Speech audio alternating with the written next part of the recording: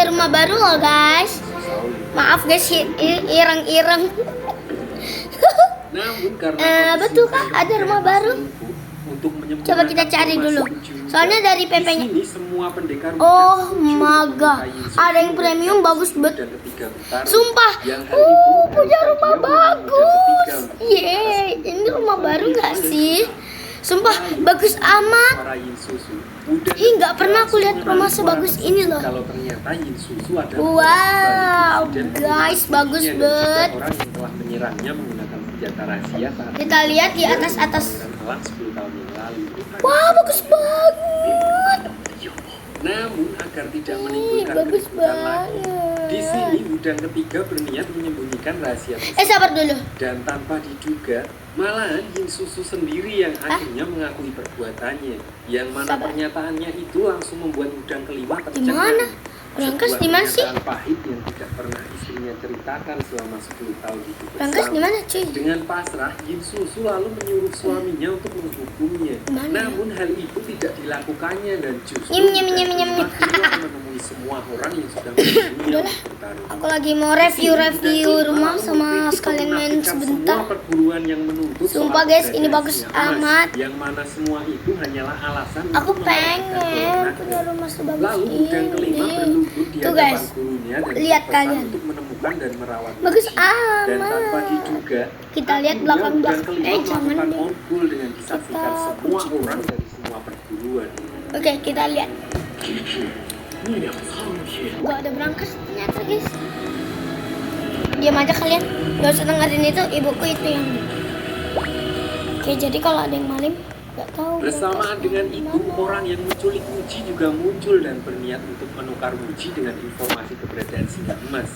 Namun seketika pemimpin Udang langsung menghampirinya dan tidak perlu waktu lama, pemimpin Udang berhasil mengalahkan orang tersebut serta merebut Muji dari tangannya.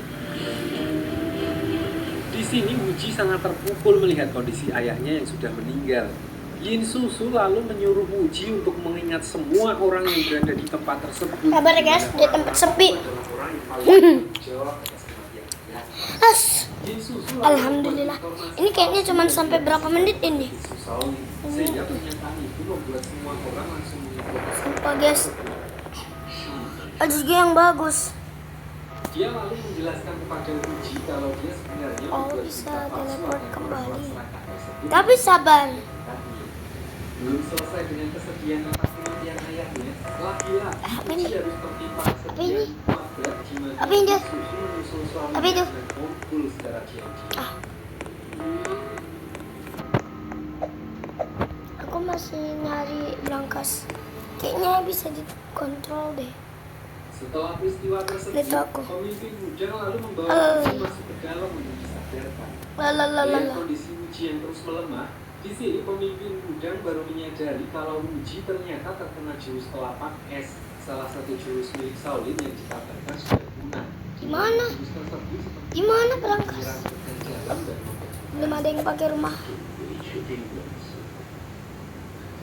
Kabarnya, satu-satunya yang bisa menyembuhkan adalah kebalikannya, yaitu jurus 9 matahari, di mana jurus tersebut kabarnya juga sudah punah. Di sini pemimpin Udang lalu mencoba mengobati dengan semua ilmu dan ramuan obat yang dimilikinya. Namun dia hanya bisa membantu untuk menahan serangan dingin di dalam tubuh dan belum bisa menyembuhkannya secara total. Keesokan harinya, diperlihatkan kakek Muji dari ibunya yaitu Elang Putih dan Pangeran Elang datang dengan niatan untuk membawa pulang Muji. Namun pemimpin Udang dengan sopan menolak hal tersebut karena sebelumnya dia sudah berjanji kepada mendiang Udang kelima untuk merawat Muji sampai dewasa. Terima kasih kami ucapkan. Tiba-tiba racun di tubuh Muji kumat dan langsung membuatnya pingsan. Di sini Elang Putih akhirnya mengerti di mana hanya tenaga dalam pemimpin Udang lah yang bisa cucunya bertahan hidup walaupun tidak bisa menyembuhkan Muji secara total. Seandainya ada Kak mau dinner. Pemimpin Udang lalu berencana membawa Muji ke perguruan Shaolin untuk memperdalam ilmu jurus 9 matahari. Singkat cerita, setelah berjam-jam naik kuda, pemimpin Udang dan Muji akhirnya sampai di kaki gunung perguruan Shaolin. Di Di sini pemimpin muda lalu menjelaskan kepada Wuji Avatar aslinya jelek. ketika masih muda, dia Namanya bagus banget. dengan seorang penjaga perpustakaan yang sedang mempelajari salah satu jurus Shaolin di mana di dalam aturan perguruan Shaolin tidak memperbolehkan orang luar untuk mempelajarinya. Nah, akhirnya dia melarikan diri dari sana dan membuat perguruan sendiri Jir. dan sampai sekarang. Israel. Jir Balik ke Israel. setibanya di gerbang perguruan Shaolin, pemimpin Budang lalu mencoba mengajak bertukar ilmu 9 matahari untuk menyelamatkan nyawa cucunya.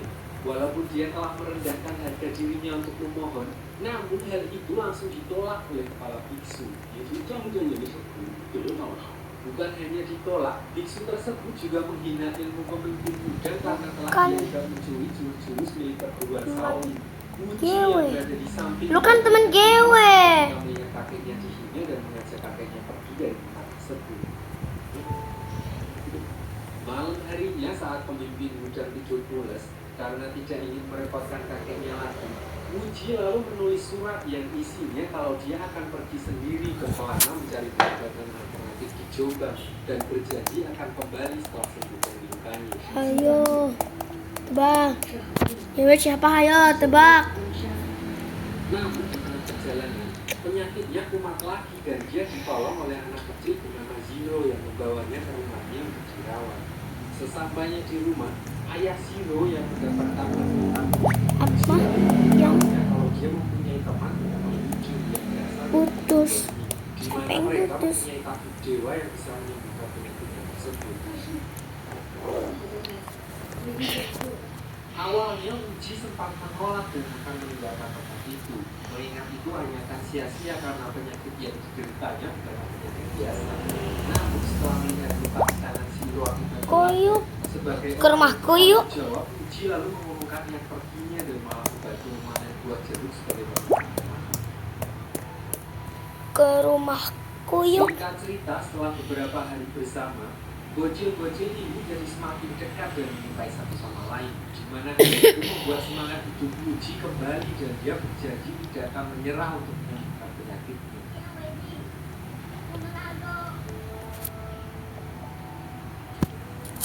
Lalu keesokan harinya saat Uji menemani Zero berdagang di pasar, mereka melihat ayah Zero ditangkap oleh prajurit dan sedang diinterogasi mengenai keberadaan Yujun, temannya yang Aman.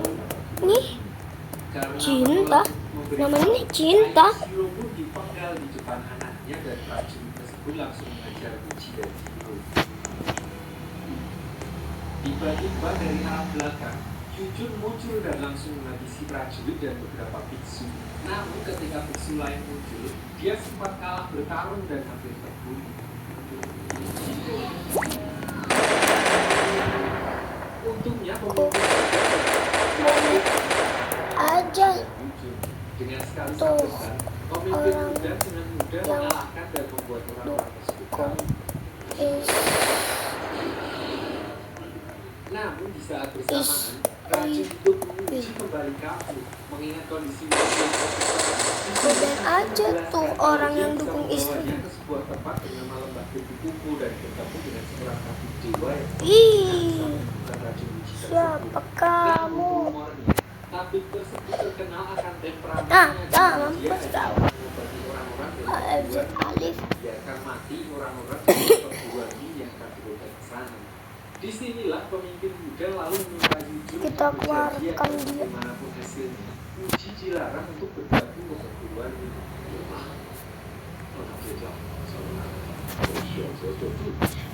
Keesokan harinya, tiba hari Mampus kau. perpisahan di mana Yujun dan Uji pergi ke lembah kupu-kupu sementara Zero ikut pemimpin muda kembali ke perguruan.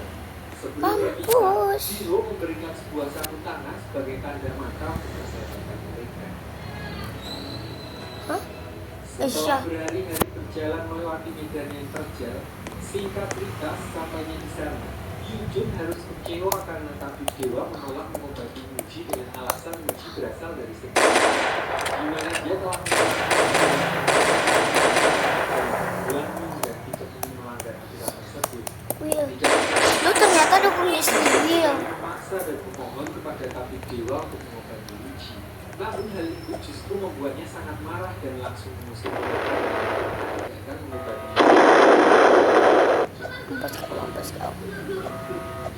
Melihat hal itu, Uji yang emosi lalu mengecap tabib tersebut dengan tabib gadungan karena tidak mau menolong sang.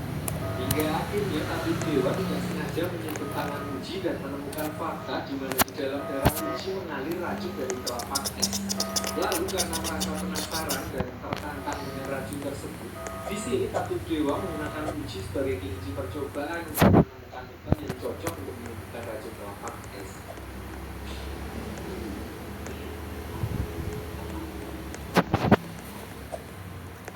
Dan ternyata teknik pengobatan tabib dewa bukanlah isapan jempol belaka. Meskipun belum bisa menyembuhkan secara total, namun secara signifikan dia berhasil mengurangi hawa dingin di dalam tubuh Uji. Di pengobatan hari berikutnya, melihat ketertarikan Uji dengan dunia pengobatan, tabib dewa meminjamkannya buku tentang akupuntur untuk dipelajarinya. Setelah seharian penuh sampai malam membaca buku tersebut, tabib dewa semakin takjub dengan kegigihan dan pemahaman cepat yang dimiliki Uji, di mana hal itu membuat tabib dewa memberikannya buku-buku tingkatan berikutnya untuk dipelajari lebih lanjut.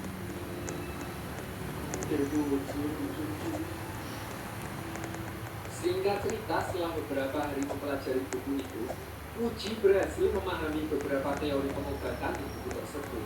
Namun ada bagian yang belum dipahami dan dia langsung menanyakannya kepada tabib dewa. Namun tabib dewa paham kalau pertanyaan itu hanya untuk menanyakan bagaimana membuat obat untuk menyembuhkan luka yang muncul dari pertarungan.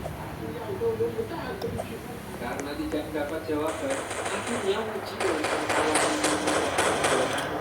dia nekat membuat ramuan obat ala kadarnya. Namun bukannya sembuh, penyakit Yujun malah tambah parah disusul dengan tinggi yang menyerang tubuh Yujun. Lu dukung Amerika. Mempelajari lagi siang dan malam, akhirnya Uji berhasil menemukan formula obat yang pas untuk menyembuhkan Yujun dengan terapi akupuntur yang belum pernah dilihat sebelumnya.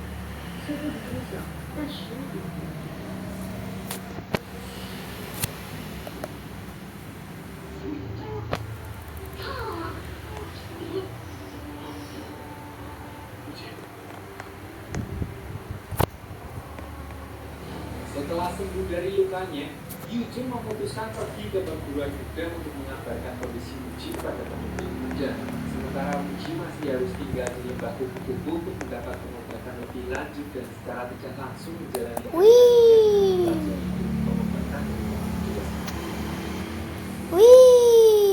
Dan tidak terasa beberapa tahun telah dilewati di mana Uji saat ini sudah menjadi seorang remaja di mana kemampuan medisnya sudah setara. Namun di sini juga tabib dewa sempat putus asa karena walaupun dia sudah mengeluarkan semua ilmu dan teknik yang Kau putus ya. Uji masih belum bisa Menjulah dengan dia di belakangku pada hati milik kamu jadi cinta terakhir. Ternyata sampai sekarang dia tidak kembali ke Emi dan sudah mempunyai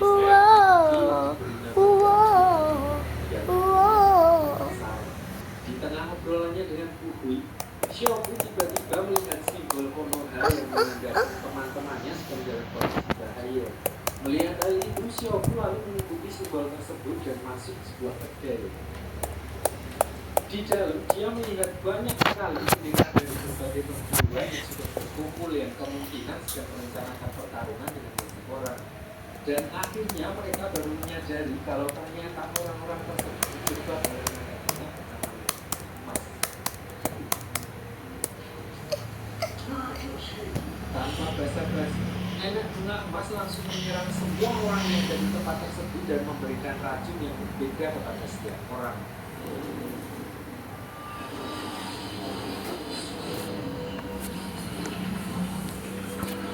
MKSD maksud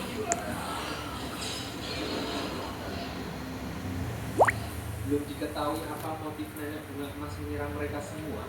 Namun di sini dia memberitahu kalau hanya ada satu orang di dunia ini yang bisa menyembuhkan racun mereka, yaitu tabib dewa dari lembah kupu-kupu yang sedang hidup bersama Uji. Mengetahui hal itu tanpa buang-buang waktu, mereka langsung pergi. Enggak. Ternyata Enggak. Dewa juga sedang sakit kanker yang karena hal itu membuatnya tidak mau mengobati dan menyuruh Uji untuk tidak Enggak. menyanyi atau keluar. Awalnya Uji sempat mengusir Enggak. tersebut karena kaki Dewa juga sedang sakit. Namun setelah melihat Nih guys, lalu aku kerekam. Lupa. mengobati mereka dengan bantuan konsultasi dari Dewa. Tunggu, Namun Besti. keesokan hari Tunggu, Besti. orang-orang itu mengira Uji hanya mempermainkan mereka. Beruntung Xiaobu berhasil Oke guys, ini Bestiku. Aisyah. Malam harinya, di sini Uji ingin memberitahu kepada tabib Dewa karena dia curiga kalau orang-orang tersebut tidak sembuh-sembuh bukan karena salah resep, melainkan diracun dari Ini pai. Namun, begitu sampai di dalam, Uji malah bertemu dengan sosok perempuan. Terima kasih kami. Setelah tabib Dewa keluar dari mereka Jangan. baru menyadari kalau perempuan tersebut adalah istrinya yang bernama Diracun. Kita pernah nangis. Suaminya yang sekarang tabib Dewa. Dewi Racun ahli dalam dunia racun dan mereka saling berkompetisi untuk mengadu kehebatan di mana istrinya akan meracuni orang sementara tabib Dewa menjadi penawar. Bukan Dan hal Cuma itu adalah alasan tabib Dewa tidak bercanda. kecuali Itu kan cuma bercanda. Dewi Racun tidak akan meracuni orang dari perguruan ini. Sampai suatu saat beberapa tahun yang lalu, nenek bunga emas dan suaminya datang untuk berobat setelah terkena serangan racun yang cukup mematikan. Disinilah akar permasalahan di mana tabib Dewa hanya menyelamatkan nenek bunga emas yang tetap di perguruan ini, sedangkan dia membiarkan suaminya meninggal karena sakit. perguruan ini. Aduh, Jadi aku sakit hati. racun kepada orang-orang tersebut adalah untuk mencari kesalahan dari tabib Dewa dan meminta alasan di mana jika sampai tabib Dewa mengobati orang-orang tersebut, maka dia akan membalas dendam terhadap tabib Dewa. So di sini Bukan karena capek bertahun-tahun terus-terusan bikin teror oleh nenek aku mereka berdua nangis. memutuskan untuk berhenti. Lu kan bikin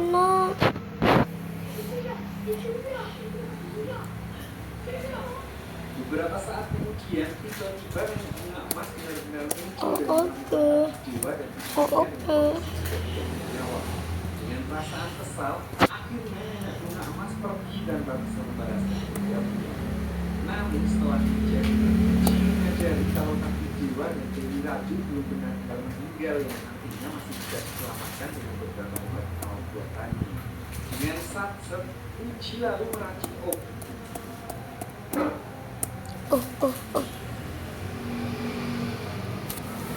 MKSD shoot.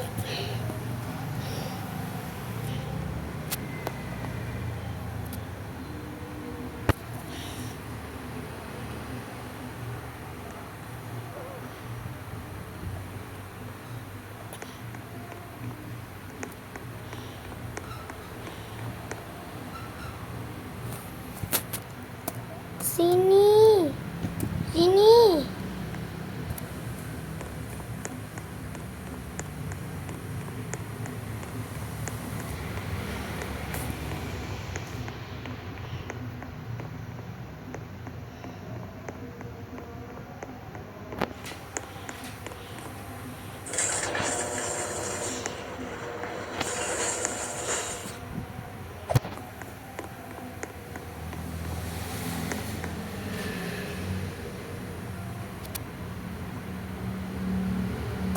Iya.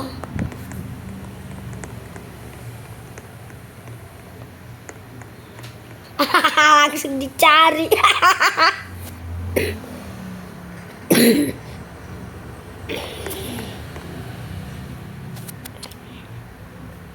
Sumpah kepo banget nih anak suy. 19 jam.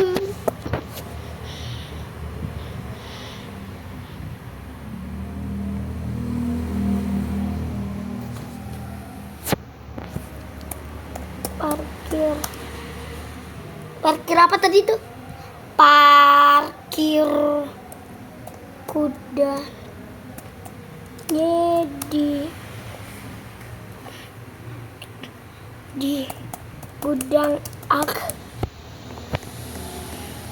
Barakallah, barakallah, barakallahu lahu wa lana. Barakallahu lahu wa lana.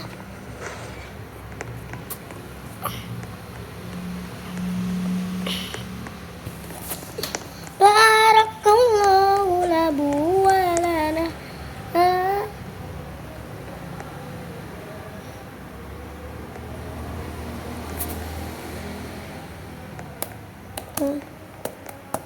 Dan tiga.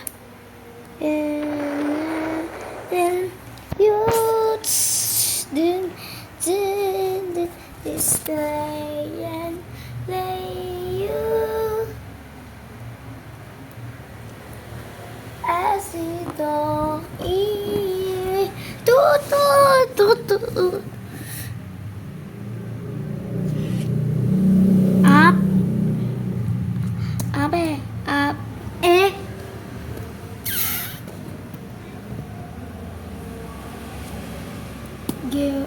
GW pakai iPad kocak. GW pakai iPad kocak.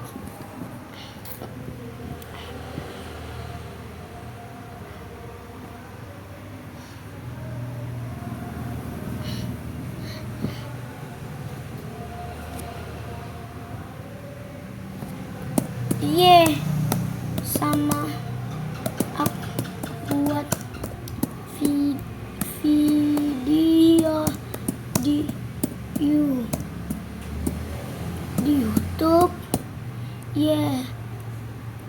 Yes, sama aku buat video di YouTube.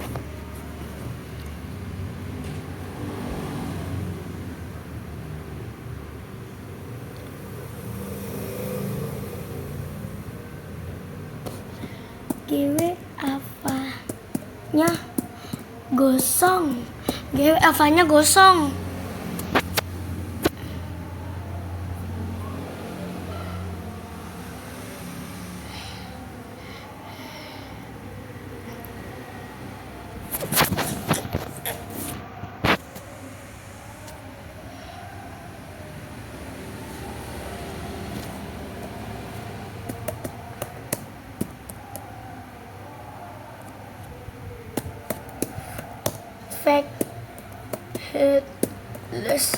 Fake headless.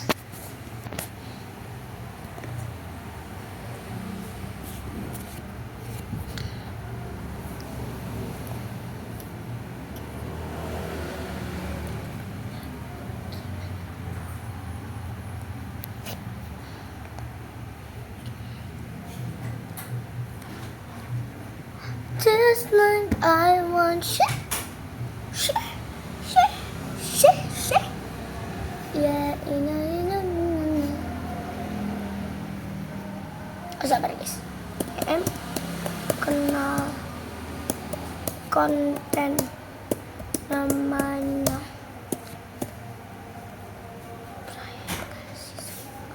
Roblox.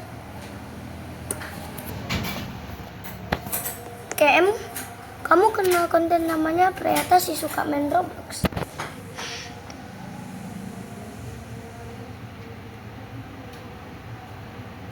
Ih sama. Itu animasinya.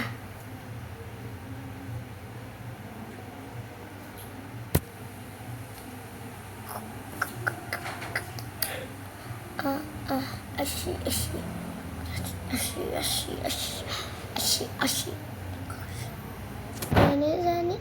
Zanis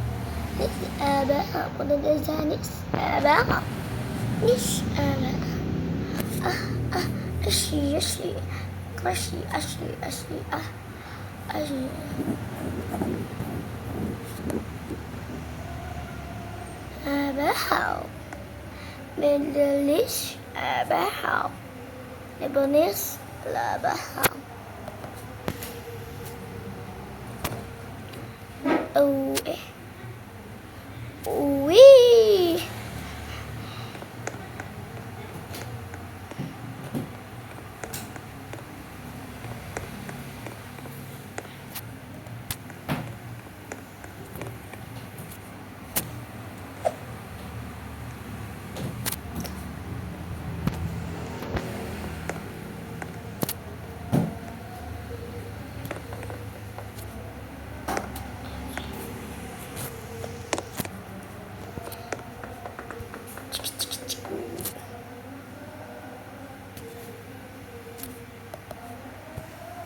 untuk menyegel racun yang berada di tubuh mereka berdua.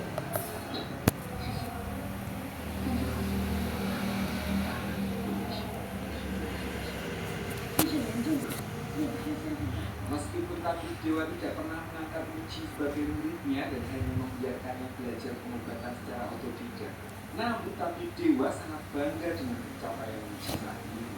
Dia lalu mewariskan sebuah buku pengobatan yang telah dia salin selama hidupnya. Tak hanya itu, Dewi Racun pun juga mewariskan buku racunnya. Alasan mereka melakukan hal tersebut adalah karena mereka memutuskan pensiun dari dunia selatan, di mana hal itu dilakukannya untuk menghindari ancaman dari nenek bunga emas yang bisa saja sewaktu-waktu kembali mencarinya.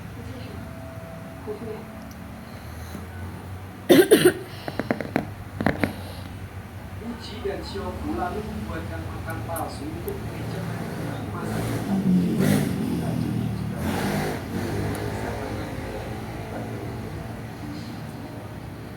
Setelah selesai membuatkan 2 kuburan palsu, Muji lalu dihampiri oleh orang-orang kemari yang belum sembuh dari racun itu juga. Karena Dewi Racun, orang yang meracun mereka, sudah pergi. Di sini Muji kembali membuatkannya yang baik untuk menyembuhkan penyakit yang diderita orang-orang tersebut.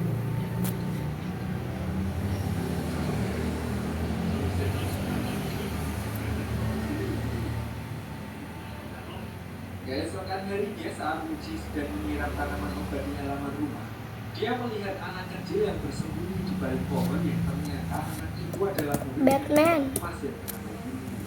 Kedatangannya tersebut ternyata atas perintah nenek bunga emas untuk mengintai dan memastikan kalau tabib dewa benar-benar telah meninggal. Merasa harapannya untuk balas dendam telah hilang, Black. di sini nenek bunga emas lalu mengajak Yuni pulang ke pulau Wulan. Namun Yuni memberitahu nenek bunga emas kalau Muji sedang menderita sakit parah dan memohon pada nenek bunga emas untuk menolongnya. Namun setelah memeriksa tangan Muji dan mengetahui penyakit yang diceritanya akibat terkena telapak es, di sini nenek bunga emas secara terang-terangan berkata kalau dia tidak bisa mengobati lukanya dan memvonis kalau umurnya tidak akan lama lagi. Setelah ngobrol panjang, akhirnya nenek bunga emas tahu kalau ternyata Muji adalah anak dari udang kelima dan susu. Yang mana hal itu membuat nenek bunga emas memaksa Muji untuk memberitahu lokasi Girl.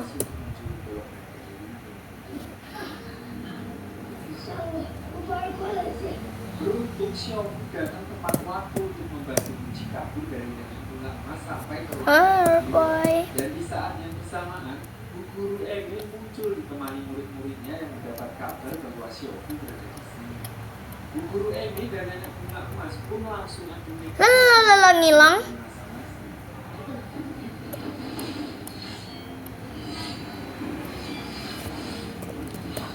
Black.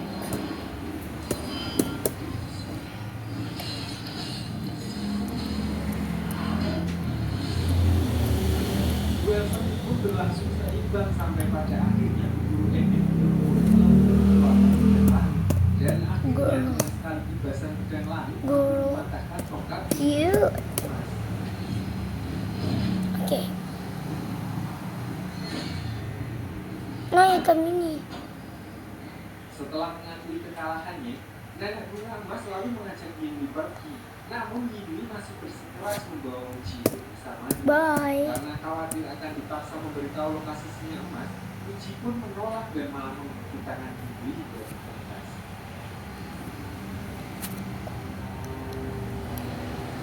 Selanjutnya, Bu Guru Emil lalu menanyakan kepada Xiaobu atas selama 10 tahun terakhir.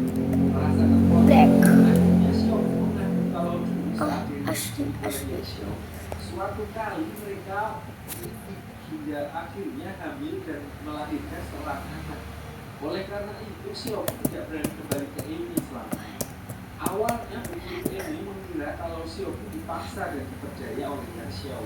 Namun setelah mengetahui nama anaknya bernama Bubi yang artinya dalam bahasa Indonesia yang tidak menyesal, bisa disimpulkan kalau perbuatan mereka atas dasar suka-suka.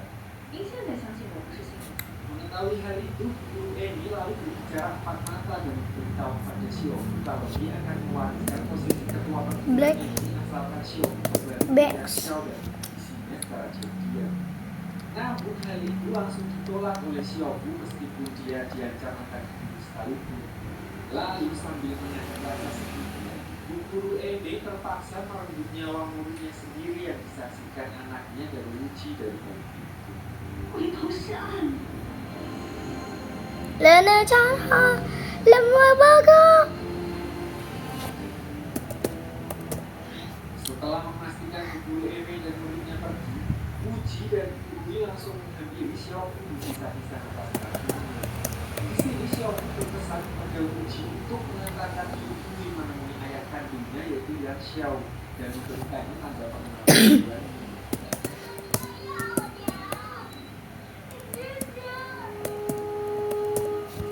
Untuk memenuhi janjinya, setelah menguburkan Xiaobu, Wuji langsung membawa Gugui untuk OTW ke tempat untuk masuk kamar Xiaobu sebelumnya.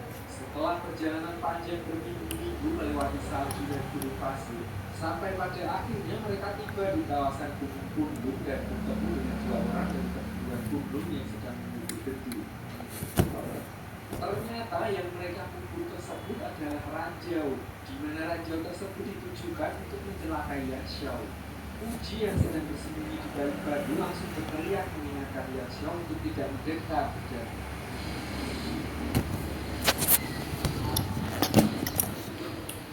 Bu, gatel bu. Gatel.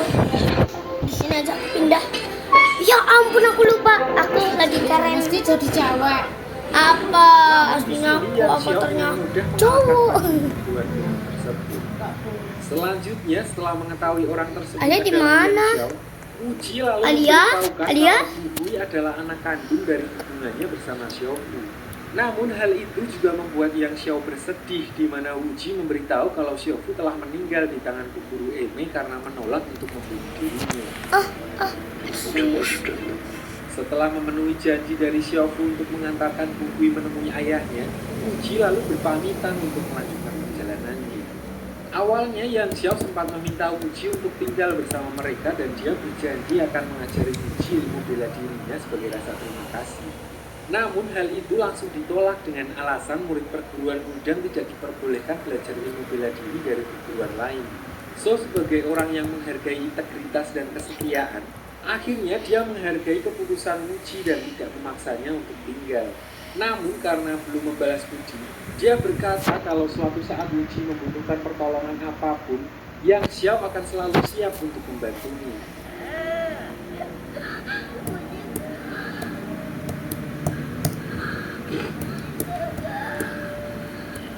Singkat cerita, setelah beberapa tahun menempuh perjalanan jauh, Wuji remaja kini sudah tumbuh menjadi seorang pemuda karang taruna yang sudah siap disakiti. Kok Di mukanya tengah cewek dulu perjalanannya, kok gitu dia bertemu kok dengan kasihan monyet cowok le yang kamu dikejar oleh laki beberapa loh. ekor Ini anjing. ada. Karena Tak suruh stop sifatnya main yang Brookhaven binatang, nanti. dia lalu melindungi Kan bisa langsung diganti juga Namun bisa sialnya bu. penyakitnya tiba-tiba kumat yang membuatnya pingsan di tempat. Ah monyet.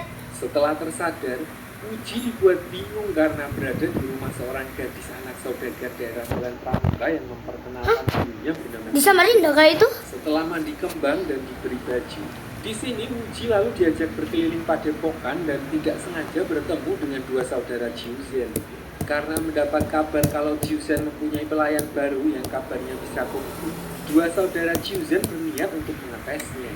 Awalnya Wuji sempat kalah karena mengira pertarungan tersebut hanya kertas sambel. Namun melihat harga dirinya diinjak-injak, dia lalu mengeluarkan jurus dari udangnya dan tidak butuh waktu lama Wuji berhasil mengalahkan sepupu Jiuzhen.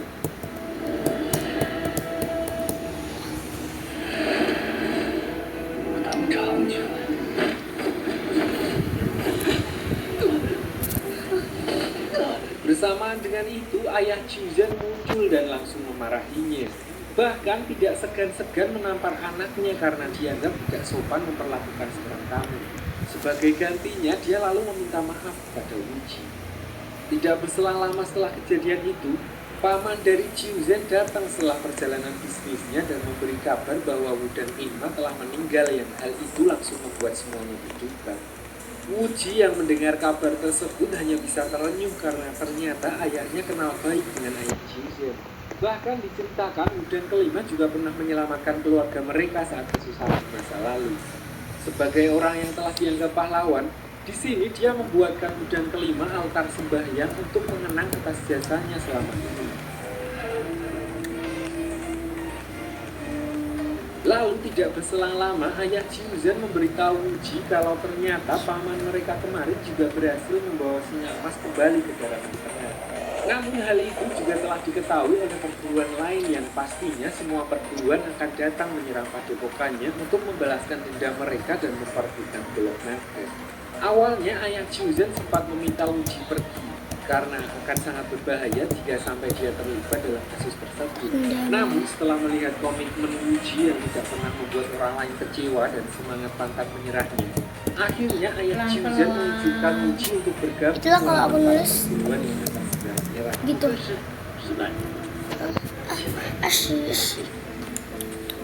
Malam harinya, untuk menghindari serangan dari perguruan lain, ayah angkat Jiuzen memutuskan untuk membakar padepokannya sendiri dan bersembunyi di ruang bawah tanah. Di mana hal itu dilakukannya untuk mengecoh Wuji yang saat ini sedang OTW menghakiminya. Di sana Wuji dibawa bertemu dengan singa emas. Namun tiba-tiba singa emas langsung menyerang mereka tanpa alasan yang jelas. Di sini Wuji mengetahui bahwa singa emas yang mereka selamatkan adalah palsu. Awalnya dia berniat untuk diam saja pura-pura tidak tahu apa-apa. Namun karena singa emas palsu tersebut terus membabi buta, sedangkan keluarga Jiuzen yang berniat menolongnya tidak membalas sama sekali, akhirnya Wuji memberitahukan fakta yang sebenarnya, di mana singa emas tersebut palsu dan dia adalah anak dari Wudang kelima. Banget. Karena Wuji menilai keluarga Jiuzen ini orang baik dan bisa dipercaya, dia lalu berkata akan menunjukkan jalan menuju lokasi singa emas yang asli untuk menolongnya.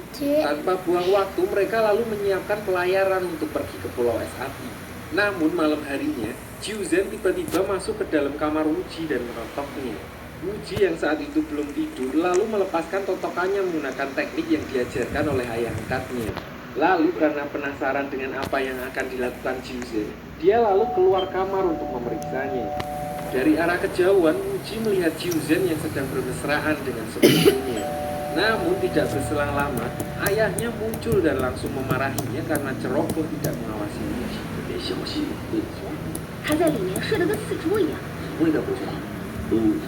Merasa curiga dengan apa yang mereka bicarakan, Wuji pun langsung mengikutinya dan menguping dari balik pintu.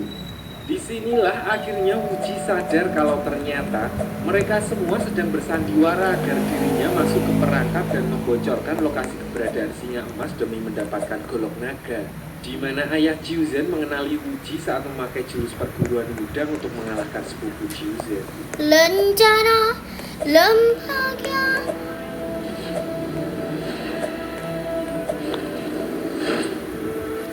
Jadi dari awal Wuji datang ke Padepokan.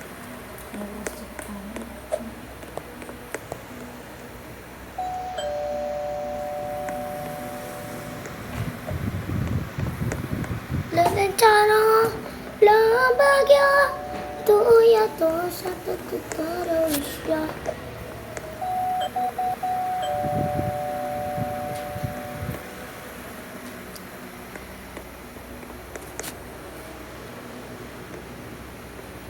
Lencana lembaga.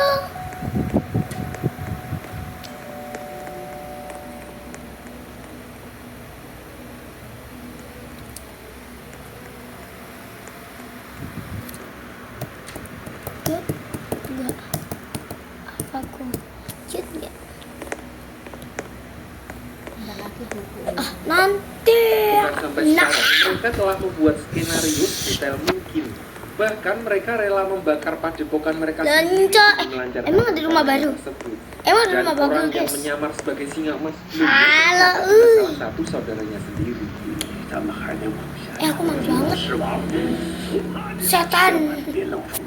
Setelah mengetahui rencana busuk keluarga Jiuzen, Wuji berniat Rencana. untuk orang-orang tersebut. Namun awalnya penyakitnya kambuh sampai akhirnya dia ketahuan dan berlari sampai ke tepi jurang dan mengancam akan lompat ke jurang tersebut kalau mereka tetap memaksa untuk mengantarkan ke pulau es api.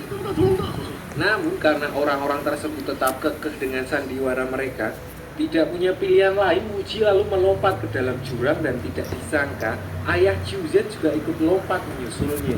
Beruntung mereka berdua tersangkut di sebuah batang pohon. Dari sini Wuji akhirnya mengerti betapa dahsyatnya pesona dan kekuatan golok naga hingga orang-orang rela mempertaruhkan nyawanya demi mendapatkan golok tersebut. 我向你发誓，我在心里我就是笨蛋。你看那上面， Tidak ada jalan lain, mereka lalu memanjat ke tepian dan terjebak di sana, tidak ada jalan naik maupun turun.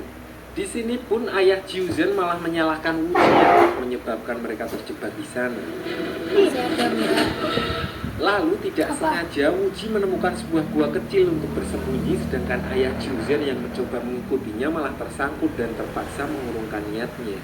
Sementara itu Wuji terus merangkak hingga tembus di sisi lain gunung dan melihat betapa indahnya pemandangan di sisi lain gunung tersebut yang masih asri.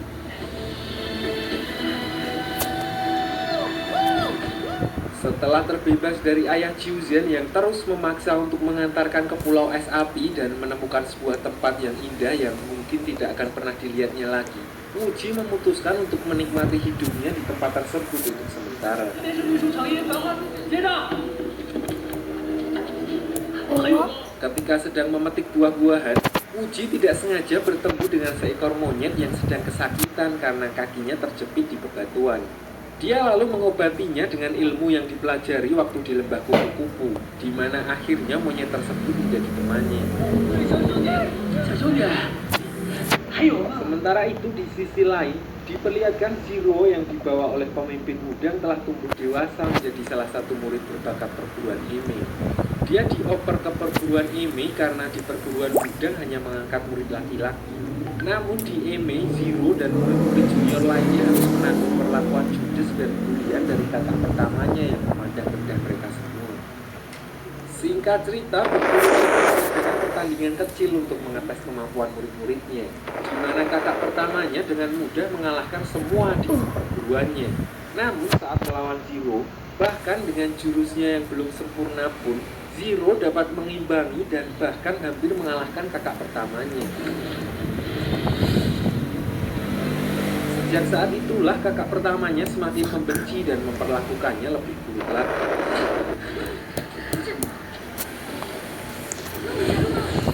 Malam harinya saat Zero sedang sendirian berlatih pedang, tiba-tiba dia diserang oleh sosok ninja dan akhirnya dia tahu kalau orang tersebut adalah guru Ime yang melamar untuk menguji skill pedang miliknya.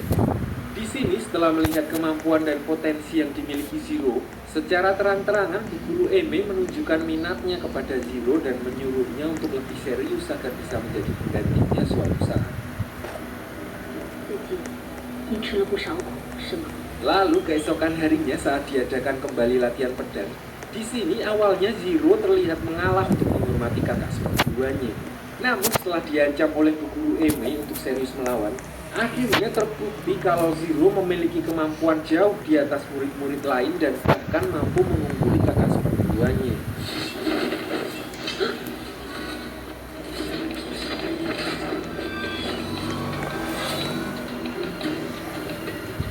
Malam harinya, Bu Guru Ime lalu membawa Zero ke aula utama tempat di mana lukisan pendiri perguruan Ime dipajang. Di sini Bu Guru Ime menceritakan tentang kisah Xiaofu dan lagi-lagi mengungkapkan maksudnya kalau dalam waktu dekat Bu Guru Ime akan mewariskan posisi ketua kepadanya. Namun di sini Zero masih minder karena merasa belum pantas mengingat memimpin perguruan Ime memiliki tanggung jawab yang cukup besar. 你最大的任务，可能就是为我的好 Maaf gak tahu artinya. 妇人之仁。我和妹没有你这样的弟子。 Singkat cerita, suatu hari Bu Guru Ime membawa semua muridnya pergi ke perguruan Wudang untuk mengajak Wudang bekerja sama menyerang perguruan Ming. Sesampainya di sana karena pemimpin Wudang sedang bertapa, mereka disambut oleh Wudang pertama dan anaknya yang bernama Song Jinsu. Disinilah pertama kali Song melihat Zero setelah bertahun-tahun dan teringat kalau orang tersebut adalah Zero anak kecil yang kakek gurunya bawa dulu sebelum dipindahkan ke perguruan Ime. 谢谢你，芷若妹妹，哎，对，你是哥哥。是太师傅。 Sementara itu, Guru Eme lalu menjelaskan maksud kedatangannya untuk bekerja sama dengan perguruan Wudang dan memanfaatkan kesempatan untuk memberantas perguruan Ming yang saat ini sedang kacau karena pemimpinnya telah meninggal. Namun karena ini adalah hal yang serius dan pemimpin Wudang sedang jauh, di sini Wudang pertama meminta waktu untuk menunggu pemimpin Wudang pulang untuk mendiskusikan hal tersebut. 更乏脚下品。 好， Kembali ke Wuji yang sedang tertidur pulas di pinggir air terjun, tiba-tiba dia dibuat kaget dengan kedatangan monyet temannya kemarin yang membawa monyet tua yang sedang mengerang kesakitan. Di sini Wuji lalu memeriksa bagian perut monyet tersebut menggunakan teknik pengobatan pinahong. Dia berhasil mengeluarkan sebuah bungkusan JNE yang tersangkut di dalam perut monyet tersebut. Karena penasaran, dia lalu membuka bungkusan itu dan terkejut setelah mengetahui isinya adalah ilmu 9 matahari yang selama ini kakeknya ceritakan. Di mana jika bisa menguasai ilmu 9 matahari, maka dia bisa mengobati racun telapak esnya. Mengetahui hal itu, Wuji langsung membaca dan mempelajari secara rinci buku tersebut. 是绝缘大师是。小伙子，太好了，我先市长。 Setelah berbulan-bulan siang dan malam berlatih, akhirnya Wuji berhasil sepenuhnya menguasai ilmu 9 matahari dan terbebas dari racun telapak es sekaligus satu-satunya orang yang menguasai ilmu 9 matahari secara sempurna. Setelah itu dia lalu merangkak keluar gua menemui ayah Jiuzen. Namun bukannya bertobat, ayah Jiuzen langsung menyerang Wuji dan malah merasakan tenaga dalam Wuji yang sudah meningkat puluhan kali lipat.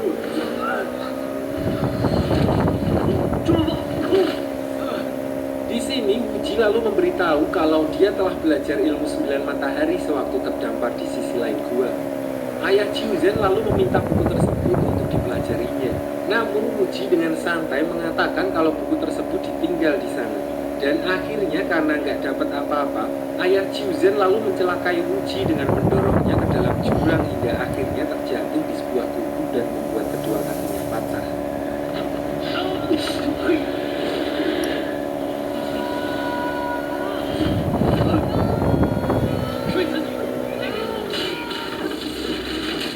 Untung nggak meninggal ya kan, Bu? Sementara itu ayah Jiuzen yang juga ingin mendapatkan jurus 9 matahari kembali mencoba untuk memasuki gua. Namun hasilnya tetap sama, di mana dia tetap tersangkut di dalam gua sampai akhirnya meninggal di sana.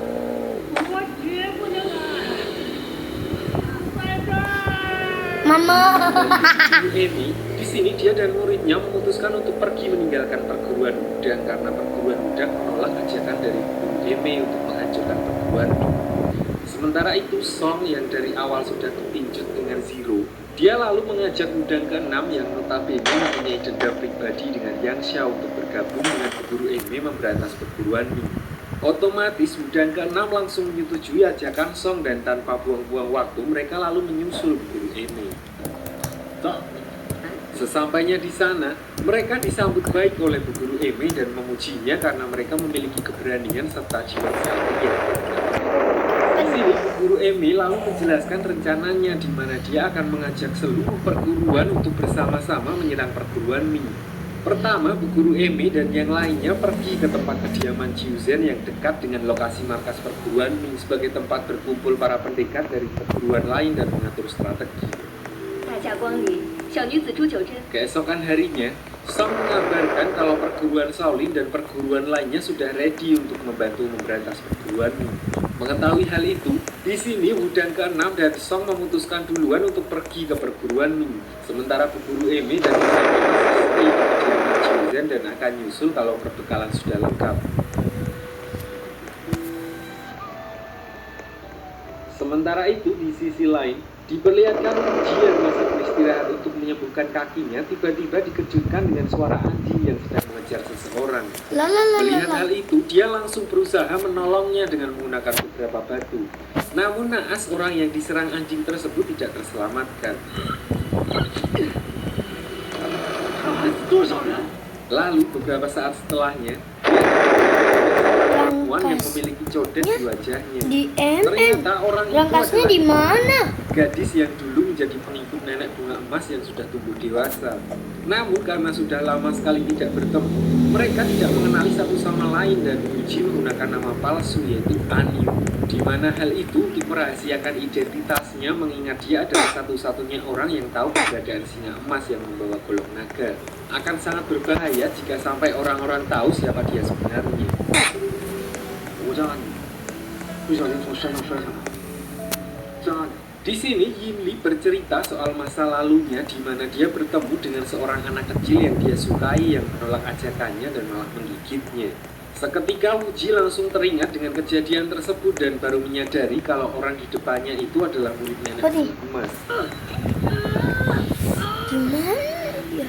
Singkat cerita, setelah beberapa hari berteman, suatu saat Wuji bercerita kalau dirinya ditipu oleh keluarga Jiuzen sampai jatuh ke jurang. Di sini karena di kehidupannya Yinli sangat kesepian dan satu-satunya teman barunya yaitu Wuji ditolak saja oleh keluarga Jiuzen. Malam harinya dia lalu nekat pergi menyelinap ke kediaman Jiuzen untuk membalas perlakuannya terhadap Wuji dengan meracuninya. 你不认识什么曾安牛，这个被你害得很惨的曾安牛。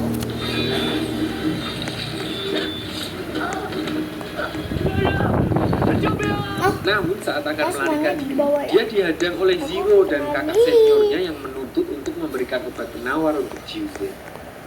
Setelah kalah bertarung, Yinli lalu membawa Zero dan kakak seniornya menemui Wuji. Di sini Wuji tahu kalau orang yang di depannya itu adalah Zero, orang yang menolongnya waktu dia masih kecil. Namun karena demi melindungi ayah angkatnya dari orang-orang yang mencari golok naga, dia memilih untuk melanjutkan penyamarannya dan mengaku sebagai Anyu. Karena bertele-tele dan tidak segera memberikan penawar racunnya, kakak senior Eme langsung menyerang Yinli dan Wuji. Beruntung Yinli berhasil mengalahkan kakak senior Eme dengan bantuan tenaga dalam Wuji. Di sini sebenarnya Zero juga ikut menyerang, namun karena Wuji tidak ingin Zero terluka, dia jadi serba salah dan akhirnya hanya membiarkannya bertarung dengan Yinli.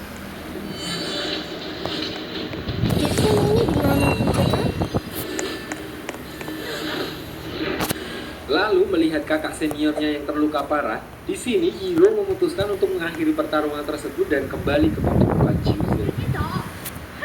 Tadi ada yang bilang, Mama! Keesokan harinya setelah tersadar dari pingsannya akibat pertarungan tadi malam, di sini Wuji dan Yinli memutuskan pergi meninggalkan tempat tersebut, di mana hal itu dilakukannya untuk menghindari balas dendam guru Eme karena Wuji telah melukai muridnya. Sabar dulu.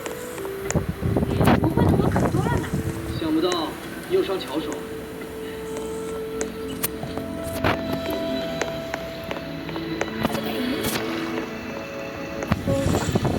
Malam harinya saat mereka sedang istirahat di suatu rumah kosong, Wuji tidak sengaja melihat Yinli yang sedang melatih bela dirinya dengan menyerap racun laba-laba peliharaannya.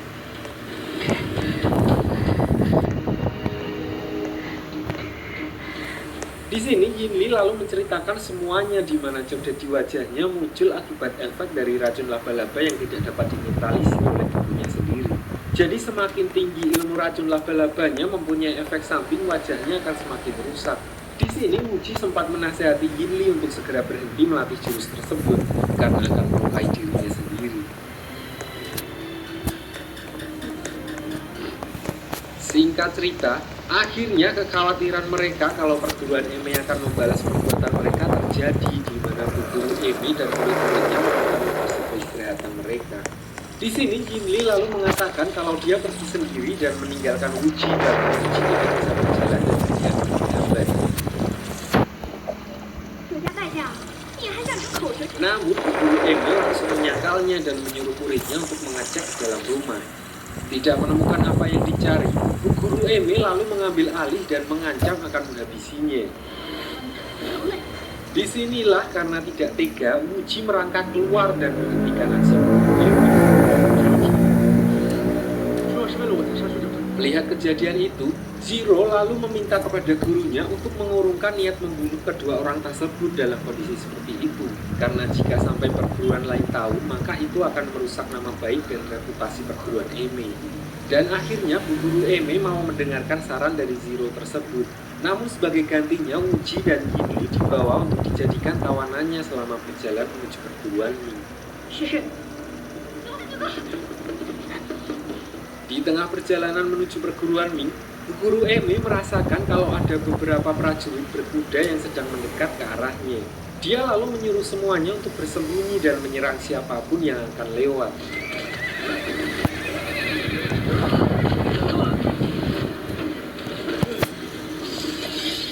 Di sini salah satu prajurit berkuda tersebut lalu melepaskan 3 merpati pos racing untuk mengabarkan kepada temannya. Namun Guru Emi berhasil menjatuhkan 2 dari merpati tersebut. Dan ternyata perguruan Lembaga. sudah mengetahui rencana dari 6 perguruan lain yang akan menyerangnya. Di mana hal itu diketahui setelah membaca pesan di kaki merpati yang jatuh barusan. 这些线都是要向平鹰教告急的。 现一场又到了他要为 Namun belum sempat menginterogasi dan menanyakan apa tujuannya, ketiga pemuda tersebut lalu melakukan on-call dengan meminum racun yang dibawanya.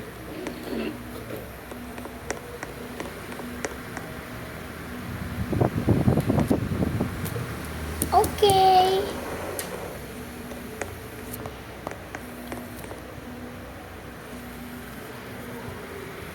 Rije.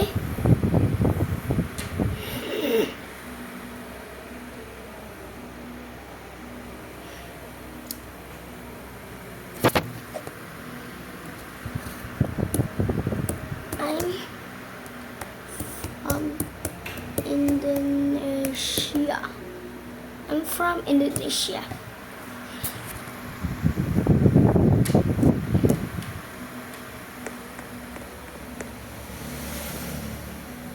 Nice. Where are you from? Where I am from? India.